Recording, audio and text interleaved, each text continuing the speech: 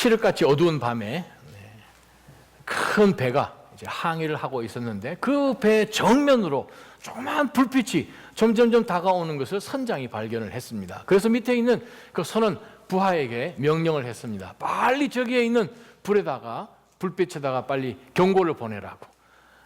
그래서 보내기를 당신 지금 항해하고 있는 항로를 남쪽으로 10도 이동하시오 하고 이제 이 큰 배에서 이제 메시지를 보냈더니 바로 반대편 그 불빛에서 메시지가 돌아오기를 아니요, 당신들이 북쪽으로 항로를 10도 이동하십시오 라고 답이 온 거예요.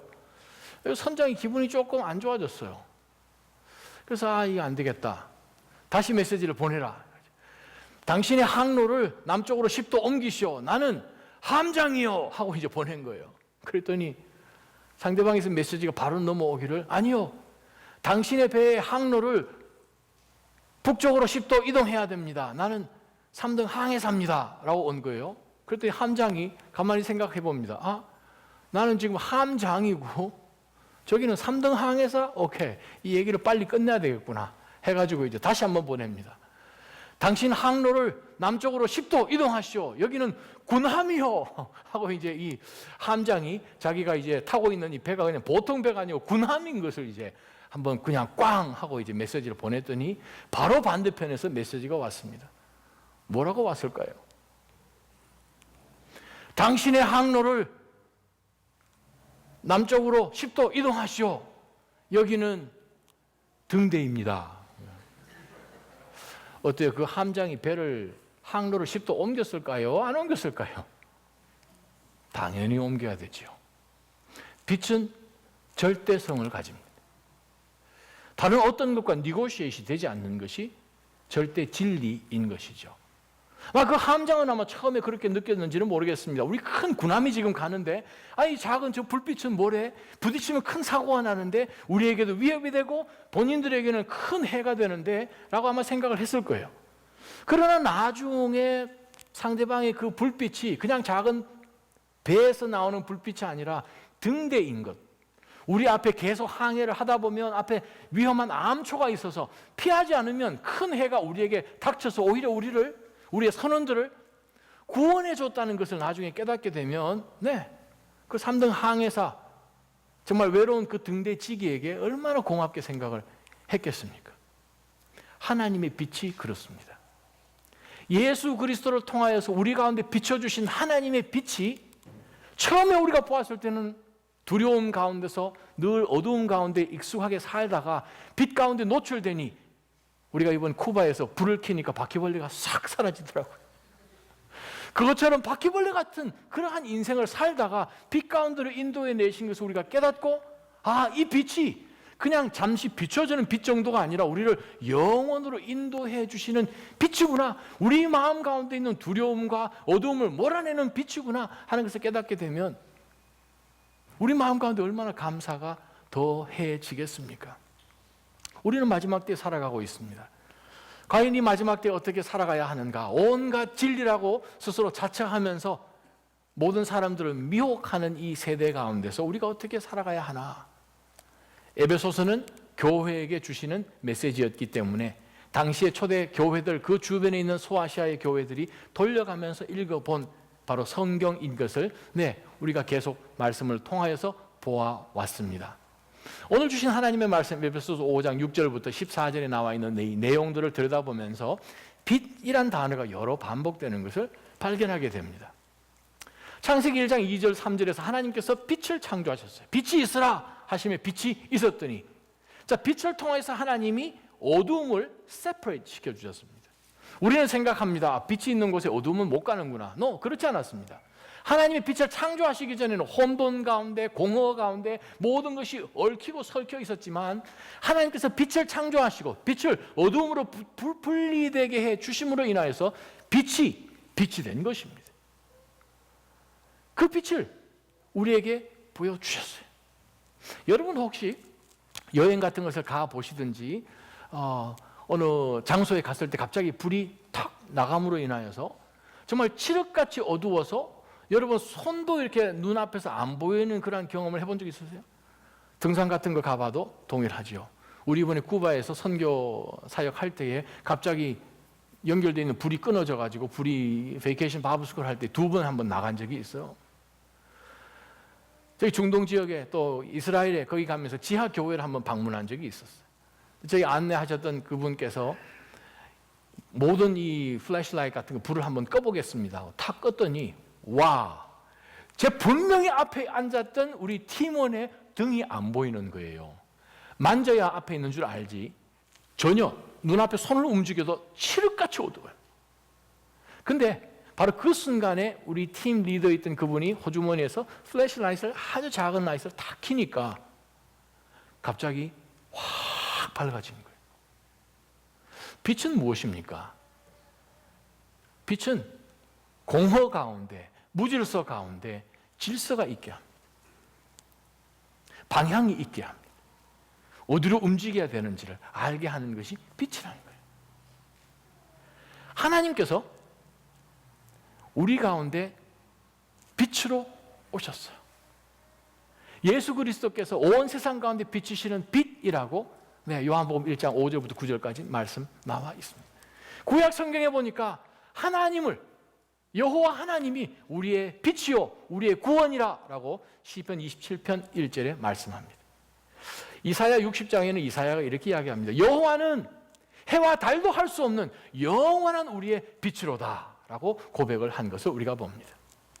요한일서 1장 5절에 보면 하나님은 빛이시라. 그래요, 하나님이 빛이십니다. 빛 대신 하나님이 빛이신 예수 그리스도 우리 가운데 보여서서 어둠이 다 물러가도록 해주시고, 우리 가운데 이미 하나님께서 하나님의 형상으로 지음을 받았지만 죄로 인하여서 허물과 죄로 죽을 수밖에 없던 인생으로 그냥 내려가고 있는 지옥으로 우리를 건져내신 굉장한 역사하심이 에베소서 3장 이야기 아닙니까? 그런 가운데서 우리에게 계속해서 보여주는 것은 무엇인가? 우리는 빛으로 살아야 된다는 거죠. 우리는 하나님께서 빛이시고 아버지께서 빛이시니 자녀들이 빛이죠. 빛의 자녀들도 살라고 에베소서 6장에서 14절 가운데 우리에게 그렇게 권면한 것을 봅니다. 그러면 질문이 있죠. 어떻게 빛으로 사는 것인가? 그냥 환하게 비춰주긴 해야 되는데 어떻게? 라는 말씀이 우리 가운데 질문으로 오지요. 자, 그 가운데 우리가 6절 7절을 한번 보기를 원합니다. 어떻게 하면 우리가 그리스도의 빛이신 하나님을 전하는, 비추는 그런 빛으로 살아갈 것인가? 6절 7절에 아무도 허황된 말로 여러분을 현혹하지 못하게 하십시오. 이런 것들로 인해 불순종하는 사람들에게 하나님의 진노가 임하는 것을 1절부터 5절까지 한 것을 요약한 것이죠. 지난번 말씀 가운데 제가 설명했습니다. 우리가 예수 그리스도를 영접하지만 그냥 음욕과 더러운 것과 탐욕과 우상 숭배하고 온갖 은밀한 것 가운데 일어나는 모든 악한 것들을 하는 것 그냥 그렇게 살아도 되죠. What's the big deal? 주변에 있는 이 교회 직분자들도 다 그렇게 살더이다. 나라고 그렇게 편하게 틀리게 살 필요 있나요? 그냥 적당하게 살지요? 라고 하는 잘못된 세상의 허황된 생각을 가지고 여러분이 현혹되지 않도록 하십시오. 그것이 6절 말씀입니다. 왜 그런가요? 하나님의 진노가 그렇게 살아가는 삶들 가운데 있음으로 인하여서 그들이 하나님의 나라를 유업으로 얻지 못한다라고 성경은 분명히 말씀하신 것을 바울 사도가 에베소 성도들에게 권면한 것입니다. 7절 말씀. 그러므로 여러분은 그들의 행위에 동참하는 사람들이 되지 마십시오. 첫 번째 우리가 붙들 영적 교훈이 바로 7절에 나옵니다. 어떻게 하면 우리가 하나님의 빛을 발할 것인가? 어떻게 하면 일어나서 빛을 발할 수 있는가? 그것은 먼저 어두움의 일에 동참하지 않는 것입니다.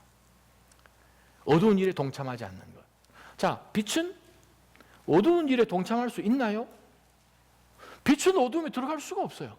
빛이 들어가면 어두움은 물러가게 되어 있습니다. 근데 빛이 나는 빛이 아니다 라고 생각하면서 어두움처럼 이렇게 들어간다는 것은 있을 수 없는 일이죠. 그런데 우리 믿음의 신앙을 가지고 하나님께서 우리를 구속하여 주셔서 출애굽시켜 주신 이스라엘 백성처럼 우리를 하여금 구속된 백성으로 살게 하셨는데 우리는 때로 뒤를 돌아보면서 산다는 거예요. 출애굽해 주신 죄 가운데로 우리가 돌아가기를 원하고 구출해내 주신 바로 이 땅 가운데 우리가 돌아가기를 생각하면서 늘 어두움 가운데 그때가 좋았지 라고 생각하면서 산다는 거예요. 빛은 어두움과 공존할 수가 없습니다. 빛이 어두움 가운데 동참할 수도 없고 어두움의 일에 동참할 수도 없어요. 왜? 빛은 빛이니까. 제가 운전하는 차 가운데서 헤드라이트가 자꾸 나가는 거예요. 한 2달만 쓰면. 여러분, 그 헤드라이트를 갈면 최소한 6개월 이상은 쓰거든요. 1년까지도 쓰거든요. 때로는 넘게도 쓰거든요. 아니, 이상하게 2달만 지나면 애꾸가 되는 거예요. 이쪽을 갈면 또 조금 지나면 이쪽이 애꾸가 되고, 이상하다. 오토존에 갔어요. 좀 비싼 걸 사면 되겠다 생각을 해가지고 좀 룩스가 좀 강한 것을 이제 한 20불 정도 더 줘서 이제 이걸 갈았어요. 좀 오래 가겠지. 웬걸 2달 정도 지나니까 또 램프가 또 가요. 지나가는데 경찰이 불렀어요. 왜 당신 차는 애꾸냐?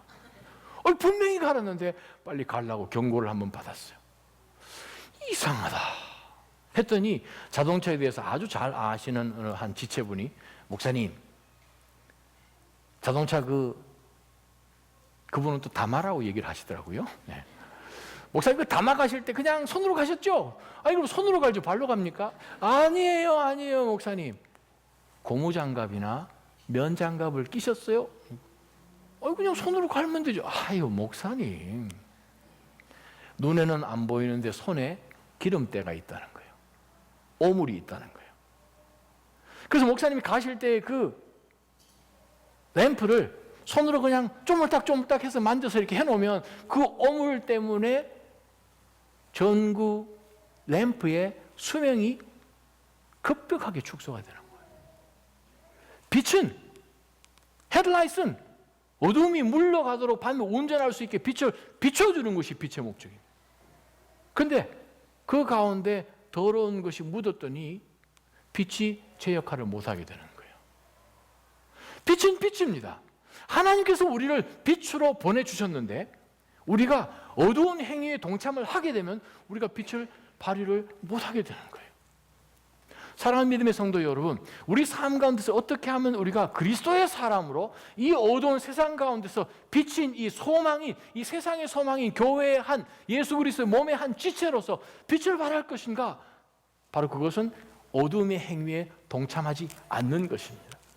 그 어두운 행위가 어떤 것이겠습니까?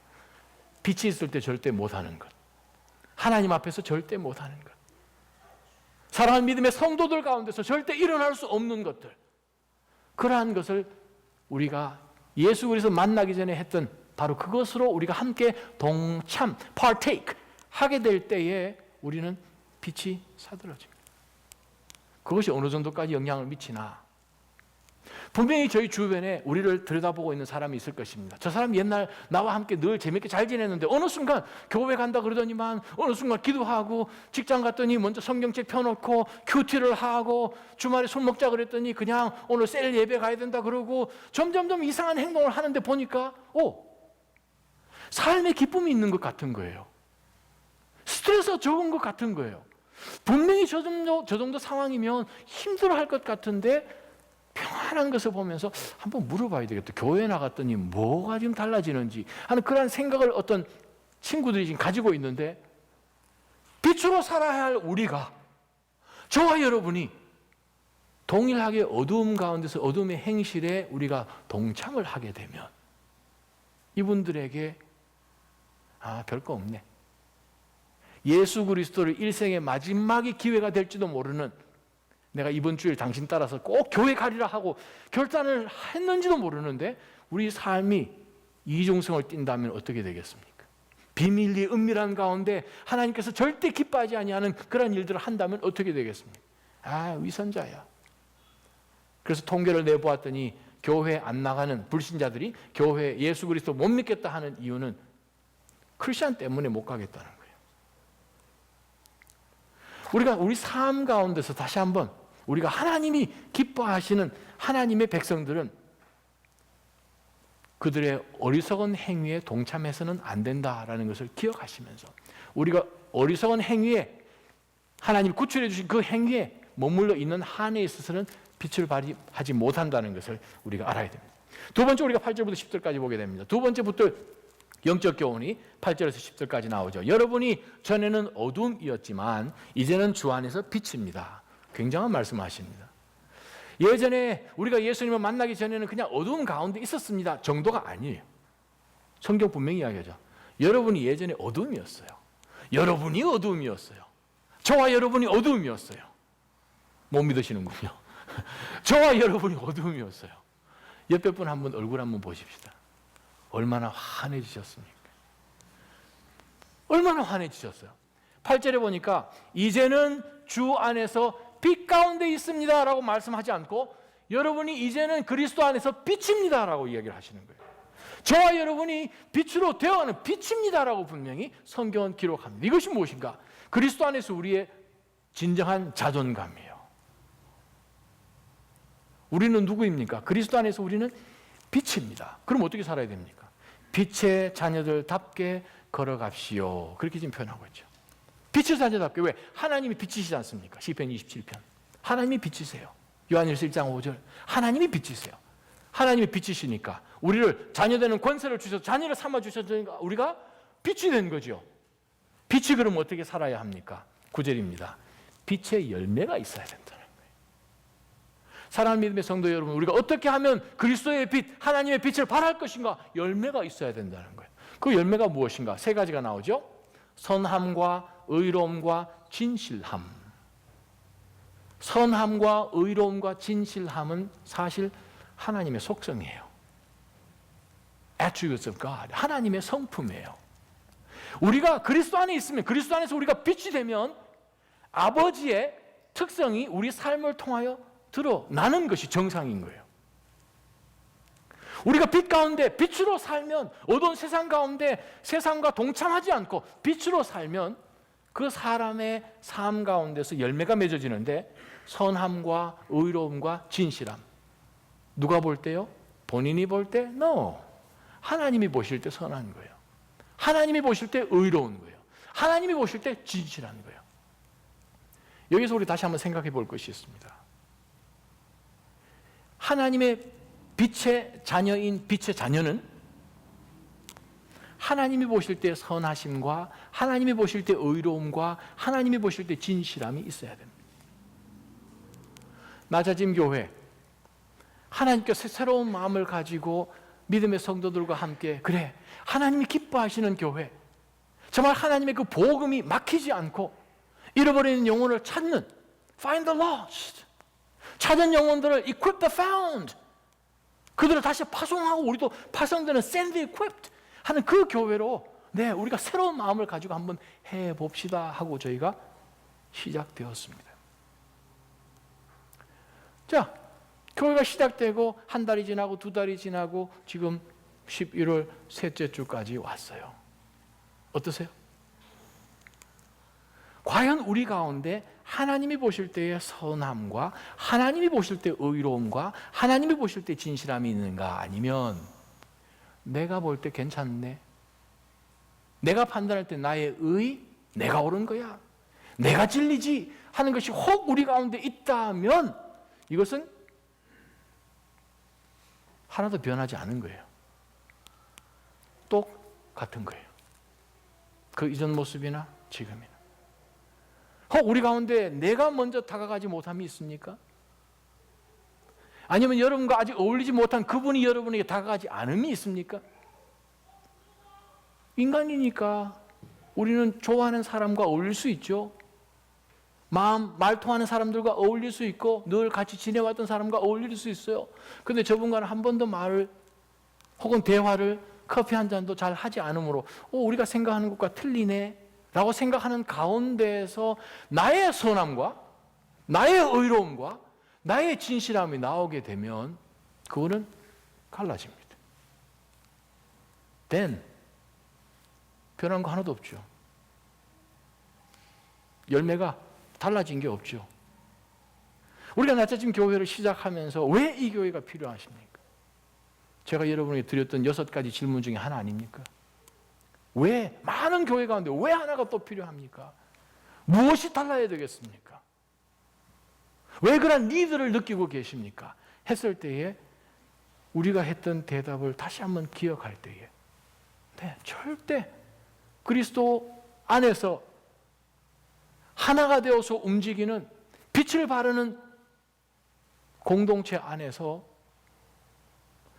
나의 선함이 있고 내가 판단할 때 의로운 것이 있고 내가 주장해서 맞다고 하는 진리가 있는 한에 있어서는 빛이 시들시들할 것입니다. 갈라디아서 말씀을 저와 여러분이 한번 읽어보았으면 좋겠습니다. 갈라디아서 5장 말씀이에요. 갈라디아서 5장 13절. 형제들이여, 하나님은 여러분을 부르셔서 자유하게 하셨습니다. 그러나 그 자유를 육체의 만족을 위한 기회로 삼지 말고 도리어 사랑으로 서로 종노릇 하십시오. 사랑 믿음의 성도 여러분, 공동체는 밑바닥에 흐르는 원 에너지가 뭐냐 하면 하나님의 사랑인 거예요. 그 사랑이 원천이에요. 우리가 빛입니까? No! 빛의 원천은 하나님이시지 않습니까? 하나님이 계시기 때문에 우리 가운데 빛이 있는 것이지 우리가 스스로 빛을 발할 수 없다는 거죠. 하나님이 우리를 자유케 하셨습니다. 그럼 어떻게 해야 됩니까? 서로 사랑하는 것 가운데 맞습니다. 하나님의 선하심이 드러나야 되는 것이고 하나님의 의로움이 드러나는 것이고 하나님의 진리가 드러나는 바로 그 공동체를 하나님께서 기뻐하시는 공동체가 아니겠습니까? 16절부터 18절까지 봅니다. 내가 또 말합니다. 여러분은 성령을 따라 행하십시오. 나를 따라 하지 않는 것이요. 내 육체를 따라 하지 않는 것이죠. 그러면 결코 육체의 욕망을 채우려고 하지 않게 될 것입니다. 육체의 욕망은 성령을 거스르고 성령의 욕망은 육체를 거스릅니다. 이 둘은 서로 상반됩니다. 빛과 어둠이 상반되듯이 성령을 따라 사는 삶이 있고 육체를 따라가는 삶은 항상 부딪히며 서로 공존하지 못하게 된다는 거예요. 성도가 서로 공존할 수 있는 것은 무엇입니까? 빛의 아버지이신 자녀로서 빛 가운데, 빛의 열매 가운데 우리가 함께 거하는 것이지요. 어떠한 것이 어둠의 열매인가? 9절 말씀입니다. 9절부터 21절까지요. 육체의 일들은 명백합니다. 곧 음행과 더러움과 방종과 우상 숭배와 마술과 원수 맺음과 다툼과 시기와 분노와 이기심과 분열과 분파와 질투와 술 취함과 방탕함과 또 이와 같은 것들입니다. 내가 전에 경고한 것처럼 지금도 경고합니다. 이런 일을 행하는 사람들은 하나님 나라를 상속받지 못할 것입니다. 마치 에베소서 5장 5절 말씀 같지 않으세요? 우리가 구원받은 백성으로, 구속받은 백성으로 하나님의 빛의 자녀로 되었을 때에 우리 가운데 분명히 있어야 할 것은 하나님이 우리를 통해서 하실 일들이 있구나. 열매가 맺혀져야 되는구나.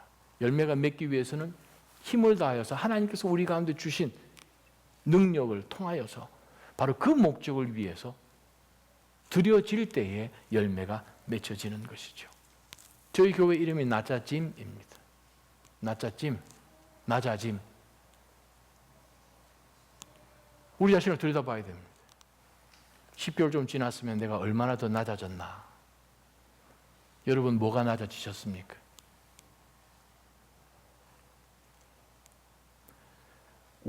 내가 먼저 낮아져서 내 안에 하나님의 선하심과 하나님의 의로우심과 하나님의 진리가 다스리지 않으면 우리는 율법자들이 되는 거예요. 바리새인 되는 거예요. 열매 없습니다. 똑같은 거예요. 하나도 안 변한 거예요. 그러나 정말 우리가 하나님, 제가 예전에 정말 어둠이었어요. 지금 생각도 못 하겠어요. 그러나 하나님께서 우리를 빛으로 인도하신 그것에 감사하는 마음이 있다면, 은혜를 기억한다면 우리 가운데 바로 하나님의 열매가 맺힐 줄 믿습니다. 세 번째 말씀입니다. 11절부터 13절까지 말씀이에요. 어떻게 하면 우리가 일어나서 빛을 발할 것인가? 방법은 무엇인가? 여러분은 열매 없는 어둠의 일에 상관하지 말고 오히려 그것을 꾸짖으십시오. 그들이 은밀히 행하는 일들은 입에 담기조차 부끄럽습니다. 그러나 책망을 받는 모든 것들은 빛에 의해 드러납니다. 즉 어둠의 일에 관여하지 않아야 한다는 것이죠. 빛은 어둠의 일에 상관이 없는 거죠. 교회는 교제란 표현을 우리가 많이 씁니다. 코이노니아죠. 여기에 상관이란 말은 순 코이노네오라는 말이죠. 순 함께, with, together. 함께 어두움과 함께 뭉쳐서 같이 다니는 파트너처럼 움직인다는 거죠. 빛은 어둠을 물러쳐야 돼요. 빛이 어둠이 될 수 없는 거죠. 그래서 바울 사도가 이렇게 이야기합니다. 어둠의 일에 상관하지 말고 그것을 드러내십시오. expose 하십시오. 그 말은 무슨 말인가? 당신 그렇게 하면 안 됩니다. 피켓 들고 그냥 촛불 시위하듯이 막 그렇게 하는 것이. 빛은 다른 사람을 헐하지 않습니다. 빛은 그냥 계속 비추는 거예요. 계속 비추는 거예요. 우리 이섭 동화에 보게 되면 저희 여행객의 이 외투를 어떻게 벗게 하는가? 그랬더니 바람이 막 훅 부으니까 그냥 그 사람이 더 옷을 그냥 안 벗기려고 하잖아요. 근데 햇빛이 나타나서 그냥 비치니까 어떻게 돼요? 그냥 따뜻하게 해주니까 옷을 그냥 벗는 것처럼. 빛은 헐하지 않습니다. 그것이 뭐예요? 여러분 삶을 통하여서 빛으로 살게 되면 여러분이 이 세상에서 흉내낼 수 없는 그러한 빛으로 살게 되면 회사에서, 학교에서 모든 사람이 다 거짓으로 페이퍼하고 개인으로 쓴 것을 회사로 비용 처리하고 뭐 거짓으로 페이퍼 다 고치고 세금 고치고 하는 그러한 가운데서 여러분이 나는 하나님 앞에서 이렇게 못 삽니다. 왜? 주시는 이도 하나님이시고 취하시는 이도 하나님이시고 정말 하나님께서 나에게 물질도 주실 것이고 건강도 주실 것이고 자녀의 복도 주시는 분이 하나님에게 달려있다라는 그것이 분명하면 나는 하나님 앞에 빛으로 살아야 돼 라는 가운데서 여러분이 그렇게 살 때에 빛의 능력이 나타나는 거예요. 빛의 능력이 나타나는 거예요.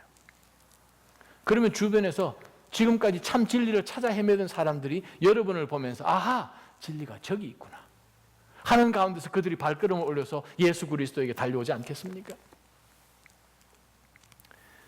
5년 전에 한국에 아시아 최초로 교도소가 생겼어요. 경기도 여주에 있습니다. 아시아 최초로 민영교도소입니다. 올해로 이제 12월 초가 되면 5년이 되는 거죠. 재미난 것은 지금 현재 350명의 재수자들이 그 교도소 안에 있는데 그동안 출소를 한 사람들 가운데서 다시 재입소하는 재입소율이 일반 교도소는 22%입니다. 4명 중에 1명은 또 돌아오는 거예요. 1년 내로. 근데 이 여주에 있는 소망교도소에서는 입소율이 5.1%예요. 와. 그 중에 강력 범죄자들이 살인하고 한 강력 범죄자들이 60%예요. 근데 특별히 그 인성교육을 받은 성범죄 출소자 88명 중에서 단 한 명도 다시 재범하여서 들어온 사람이 없는 거예요. 0%. 우리가 신문지상에서 보는 그러한 사건들과 정 이상한 희한한 지금 교도소인 거예요. 그 교도소 소장이 신동석 소장인데 고대법대 나와서 검사 출신이고 변호사 출신인 사람이 지난 그 법무장관의 정말 간곡한 부탁을 받아들여서 이분이 제2대 소장이 되어서 지난 4년 동안 섬겼습니다. 물론 예수님 믿는 사람이에요. 신학 가서 목사 안수까지 받고 서초동의 교회까지 개척해서 섬겼던 법조인 출신 목회자입니다. 그런데 이 소망교회가 정말 한국에서 정말 굉장한 센세이션을 지금 일으키고 있습니다. 작년 2014년 12월 2일 날 78명의 재소자가 강단 위로 올라가서 무릎을 꿇었어요. 세례받은 거예요. 근데 이 소망교도소, 정말 한국에서도 정말 아시아에서도 이런 교도소가 없는데 이 교도소가 모델로 삼고 있는 교도소가 다른 곳에 있습니다. 그 교도소가 브라질에 있는 이타우나라는 그 도시에 있는 아파키 교도소입니다. 그 교도소는 1972년에 세워졌습니다. 마리오 오토원이라는 그 이름의 박사님이 크리스찬이 그 교도소를 세워서 지금 브라질에 45군데가 이 아파키 재단에서 운영을 하는데 이 아파키라는 말은 이웃 사랑이 예수 사랑이란 그 포르투기스, 그 포르투갈 말의 첫 글자를 따서 만든 이름입니다. 아파키. 그곳에 이 브라질에 범죄자들이 들어가게 되면 재범률이 70%입니다. 근데 바로 이 아파키 교도소의 재범률은 8%예요. 굉장한, 이거 비교가 안 될 만큼의 굉장한 어떤 사건이 지금 벌어지고 있는 거예요. 그래서 이 신동섭 이 소장이 과장 두 사람과 함께 한 달 전에 바로 이 아파키 교도소를 방문을 하고 돌아와서 한국 정부와 국회에 발표한 내용이 이와 같습니다. 저희가 아파키 교도소를 들어갔을 때 제일 먼저 놀란 것은 대문 열어주는 사람이었습니다. 교도소 문을 열어줬는데 문을 열어준 사람이 직원이 아니고 재소자였다는 거예요.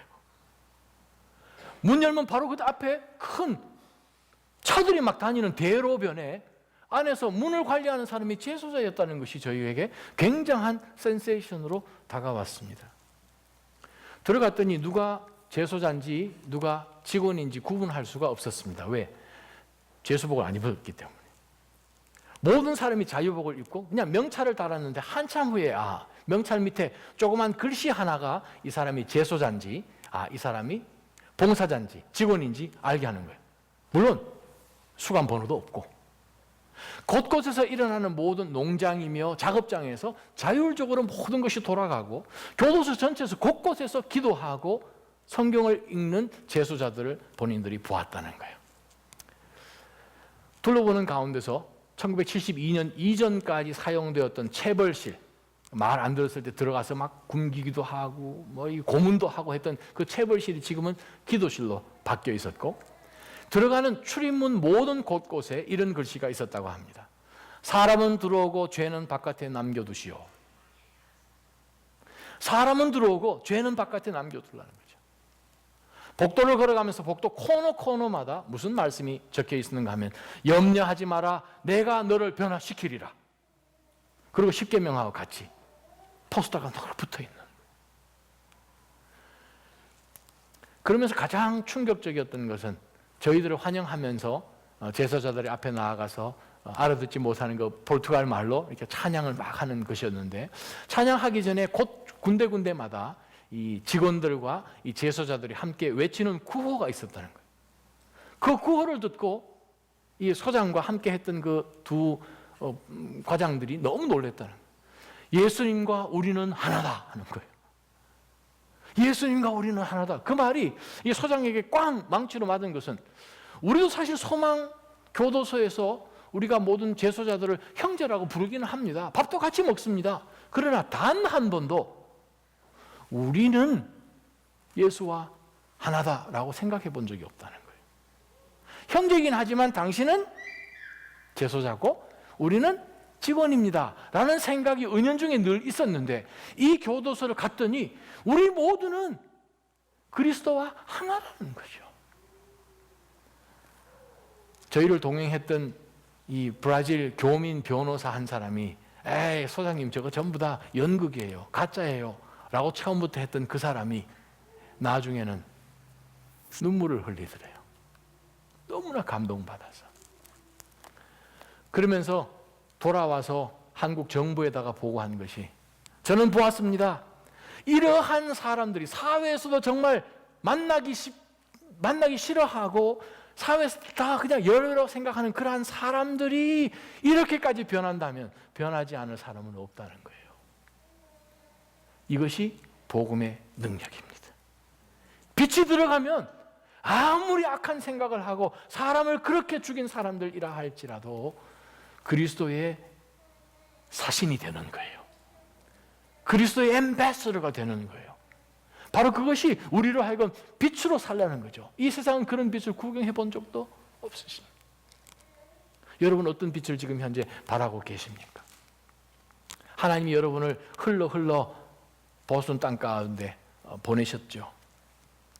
하나님이 보내신 일터 가운데 여러분 때문에 어떤 변화가 일어나고 있습니까? 학부형이시죠? 여러분 자녀들이 다니는 그 학교, 여러분이 기도하면서 머리에 손을 얹고 축복해 주면서 보내는 그 자녀들이 있음으로 인하여서 그 학교가 어떠한 변화를 경험하고 있나요? 여러분 집에 가끔 오는 락인하러 오는 친구들, 자녀들의 친구들, 어떤 변화가 있나요? 아니면 어느 순간인가 모르게 성도들 앞에 나눌 수 없는 좀 어두운 가운데서 은밀하게 그냥 이루어지는 그러한 일들이 스물스물 들어옴으로 인하여서 내 빛이 어느 순간부터 점점 시들시들해지면서 강하게 어둠을 물리치는 것이 아니라 점점 더 동화되어가는 어두움의 한 부분인 것처럼 움직여 나아가는 우리의 미지근한 신앙은 없나요? 하나님은 낮아진 교회를 사용하고 싶어 하십니다. 하나님은 우리를 빛의 사자로 사용하고 싶어 하십니다. 우리는 일어나야 됩니다. 잠자는 사람이여 깨어나라라고 말씀하십니다. 죽은 자들로부터 일어나라고 말씀하십니다. 왜 그렇습니까? 그리스도께서 우리를 사용하고 싶으시다는 거예요. 주의 빛이, 그리스도의 빛이 네게 비친다고 분명히 말씀하시는 가운데서 우리는 그리스도의 빛을 반사해 줄 수 있는 작은 lesser light로 우리가 이번 한 주도 또 남은 여생도 살아가시기를 주님의 이름으로 축원합니다. 빛이십니다. 여러분은 빛이십니다. 누가 뭐래도 빛이십니다. 기도하겠습니다. 하나님 아버지, 저희가 우리 자신의 삶을 돌아보고 연약한 부분을 볼 때마다 하나님, 우리가 우리 자신에게 고개가 흔들어지지만 주님, 우리를 빛으로 삼으시고 빛으로 만들어주신, 빛 가운데로 인도해내신 바로 우리 주 예수 그리스도 참 빛 가운데 주여 저희를 머물게 하시고 참 빛 때문에 우리를 빛으로 만들어주신 하나님, 저희가 빛으로 살기를 소원합니다. 어둠의 어떠한 부끄러운 일들, 저희 마음 가운데, 생각 가운데, 저희의 추구하여 나아가는 모든 것 가운데 없게 도와주시고 어둠에 동참치 않게 하여 주시고 오로지 우리의 모든 삶 가운데 하나님이 빛이시니 빛 대신 하나님의 선하심과 빛이신 하나님의 의로움과 빛이신 하나님의 진실하심이 저희 인생 가운데 드러나게 하여 주옵소서. 예수님의 이름으로 감사하며 기도하옵나이다. 아멘. 우리 이 시간에는 하나님 앞에 준비한 우리 베이식스 헌금을 하나님 앞에 드리기를 원합니다. 이번 11월 베이식스 헌금, 매달 둘째 주일날 하는 헌금인데 선교 때문에 우리가 셋째 주에 합니다만 우리 주변 지역들, 린 지역 저희가 가서 캄보디아 사람들 뿐만 아니라 주변에 있는 아주 가난하고 힘들어하는 그런 분들을 위해서 우리가 이번 11월 또 12월 베이식스 헌금을 사용할 것입니다. 기도하는 마음 가운데 하나님 앞에 헌신합니다. 함께 찬양하면서 헌금하기 원합니다. 무한 시절 지날 때 깊은 한숨 내쉴 때 그런 풍경 보시며 다시 가는 분이네. 고와 같이 너희를 버려두지 않으리. 내가 너희와 영원히 함께하리라. 성령이 오셨네. 성령이 오셨네. 성령이 오셨네. 내 주에 보내신 성령이 오셨네.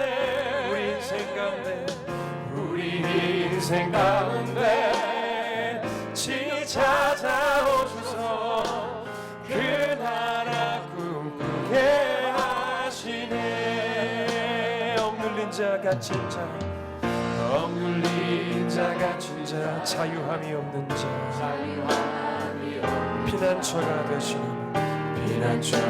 되시는 성령님 계시네.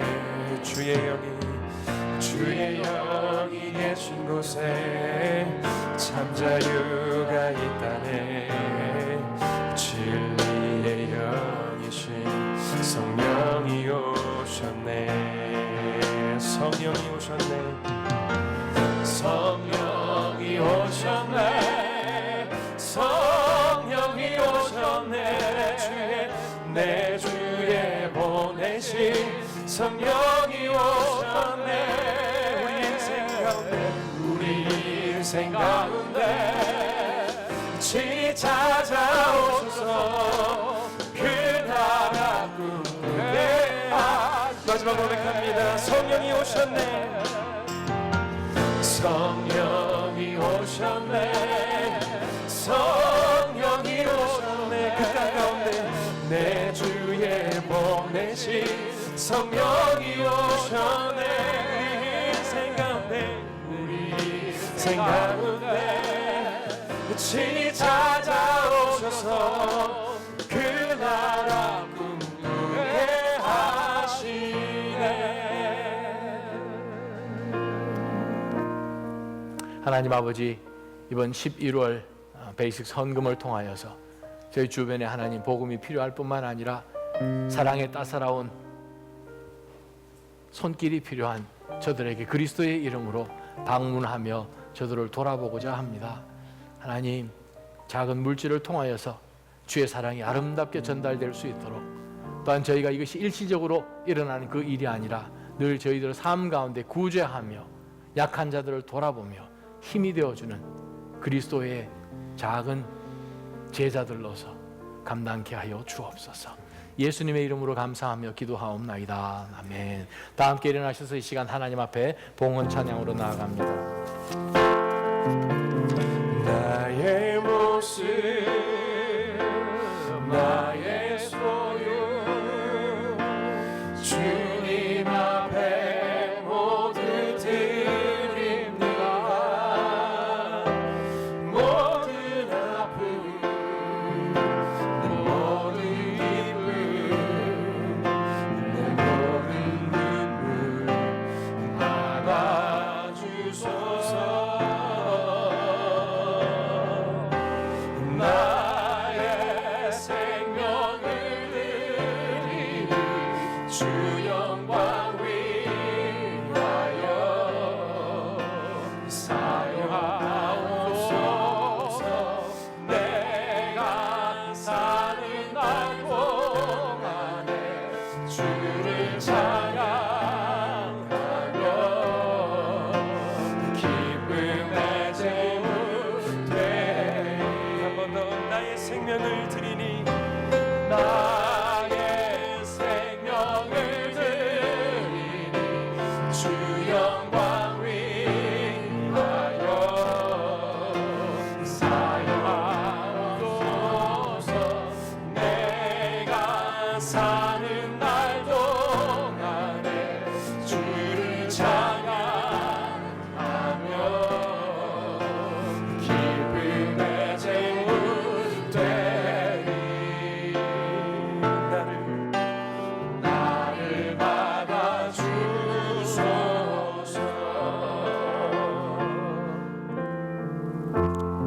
하나님, 저희가 주님이 기뻐하시는 제물이 되기를 원합니다. 내가 기뻐하고 내가 자랑하고 나를 드러내는 그러한 인생이 아니라 처음부터 끝까지 오로지 우리 주 예수 그리스도만 드러내는, 내 속에 계시는 바로 보배이신 예수 그리스도를 드러내는 바로 그 질그릇으로 주님 앞에 쓰임받기를 원합니다. 주님, 저희를 깨끗하게 만들어 주옵소서. 아름다운 준비된 그릇이 되게 해 주셔서 하나님의 바로 그 나라를 위하여 사용되는 귀한 인생 되도록 주님 도와주시옵소서. 하나님 아버지, 저희가 너무나 감사한 마음으로 주님 앞에 나오며 예물을 준비하였습니다. 여러 가지 이름으로 주님 앞에 감사하여, 주님 돌아보니 늘 주님께서 인도하셨고 보호하셨고 공급해 주신 이가 주님이신 것을 고백하며, 하나님 또한 주님께서 소득의 10분의 1이 주의 것이라고 말씀하시고 하나님의 나라를 위해서 쓰임받는 것이라고 구약에서도 말씀하시고 마태복음 23장에서도 말씀하시니, 하나님 아버지, 저희가 주님 것인 줄 알고 주의 나라를 위해서 드립니다. 아름답게 사용하여 주셔서 오로지 하나님의 나라와 그의 뜻이 이루어지는 그곳에 쓰임받을 수 있도록 해 주셔서 영원히 살아나며 예수 그리스도의 빛이 저들 가운데서 어두움을 몰아내고 저들을 만드신 창조주 하나님을 아바, 아버지라고 부를 수 있는 놀라운 바로 그 치유의 자리 가운데로 주여 사용하여 주옵소서. 저희의 인생을 하나님 앞에 드립니다. 하나님, 물질만 주님 앞에 드리는 것이 아니라 주님으로부터 받은 이 새 생명, 이제는 내가 사는 것이 아니고 내 속에 있는 예수 그리스도께서 사시는 것이니 하나님, 우리의 남은 생애도 하나님 앞에 다시 한번 재헌신합니다. 호흡 하나하나까지 구별하여 주시고 거룩하게 주님께서 만들어 주셔서 하나님의 일하는 곳에만 아름답게 쓰이는 인생 되게 하여 주옵소서. 그렇게 인도해 주실 우리 주 예수 그리스도의 이름으로 간절히 기도하오며, 이제는 우리를 구속하신 우리 주 예수 그리스도의 놀라우신 은혜와 하늘 우리 하나님 아버지의 말할 수 없는 영원하신 그 사랑하심과 성령 하나님의 도우시고 역사해 주심이, 주님, 저희가 주의 빛을 받아서 예수 그리스도의 빛을 발하는 하나님의 빛의 자녀로 살기를 원하오니, 이번 한 주 동안 주여 능력을 더하여 주시옵소서, 구별하여 주시옵소서. 간절히 간구하며 주님 앞에 나온, 또한 헌신하는 주님 앞에 인생을 드리기를 기뻐하는 사랑하는 모든 믿음의 백성들, 저들의 가정과 자녀와 일터와 학업 위에, 몸내인 낯짝짐 교회와 선교지 위에 이제로부터 영원토록 함께 계시기를 간절히 축원하옵나이다. 아멘.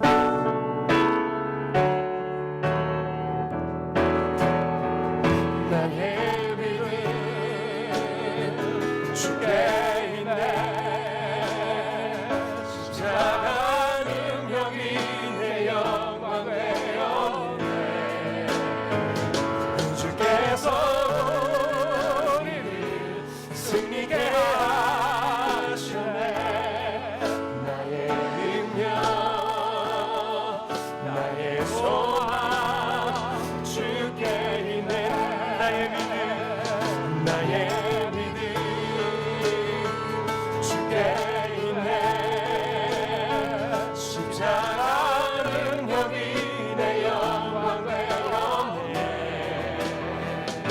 주께서 우리를 승리케 하셨네. 나의 능력, 나의 소망 주께 있네. 우리 주님께 감사와 제가 주님을 원합니다. 할렐루야.